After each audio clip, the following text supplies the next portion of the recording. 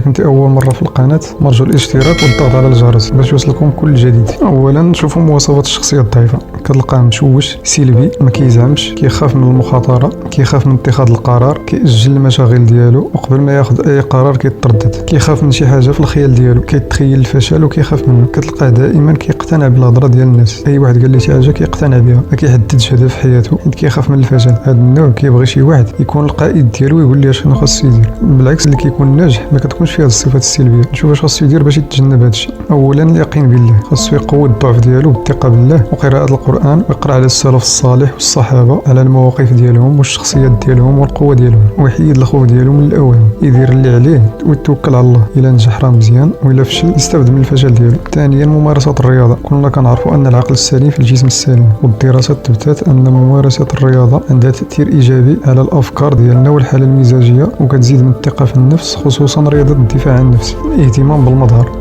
المظهر الخارجي عنده أهمية كبيرة في الثقة في النفس، وعنده آثار نفسية عميقة كتولي إيجابي. شوف مثلا إلا لبستي شي لبسة عزيزة عليك، ملي كتخرج كتسلم على الناس كاملين حيت كتكون طايق في راسك. بالعكس إلا لبستي شي لبسة ما كتعجبكش كتولي هي كتسلت وكتخبى وما كتبغي تلاقى مع حتى واحد. رابعا النظافة. خاصك تهتم بالنظافة ديالك، الدوش الحسانة، تحيد الضفار، الريحة تكون زوينة، هكذا كتحس بثقة كبيرة في النفس والانطباع ديال الناس عليك كيكون مزيان. خامسا الاستعداد. وقت ما كان عندك شي امتحان أو مقابلة عمل أو اجتماع وجد مزيان، هكذا كتكون عندك ثقة كبيرة في راسك. بالعكس الا ما وجدتيش مزيان كتبان توتر وما تايقش في راسك. اسلوب الحوار. خاص الا تهضر بكل ثقه في النفس وتكون تايق في داكشي اللي كتقول. واش تكون هكذا خاصك تثق في راسك، تقرا الكتب، تحضر ندوات ومحاضرات وتدريب على كيفيه الحوار. سادسا جلسه معتدله. الا كنتي جالس مع شي واحد جلس ظهرك مستقيم وكتافك مفتوحين وصدرك خارج وعينيك في عين اللي كتحاور معاه، وما تكونش مكمش في الجلسه وعينيك في الارض، حيت هكذا كتبان ما تايقش في راسك وعندك شخصيه ضعيفه. سابعا تقدير الذات. خاصك تقدر ذاتك وتعطي قيمه لراسك وتبغي راسك كما انت، هكذا كتولي تايق في راسك. وهذا الشعور الايجابي كيحس به اللي معك ويحترمك ويقدرك. ثانيا قوه اتخاذ القرار. خاص تكون دائما عندك الجرأه ديال اتخاذ القرار بحزم وبسرعه، وما تكونش متردد وخايف من اتخاذ القرارات. هكذا الناس كتحترمك وتضرب لك الف حساب. شوف غير مثلا اللي كتكونوا مجموعه من الاصدقاء باغيين يتعشاو على برا، شي واحد ما كيعطيوش الراي ديالهم، بينما اللي كيكون تايق في راسو كيعطي الراي ديالو بسرعه وبحزم. هذا الشيء كيبين قوه الشخصيه.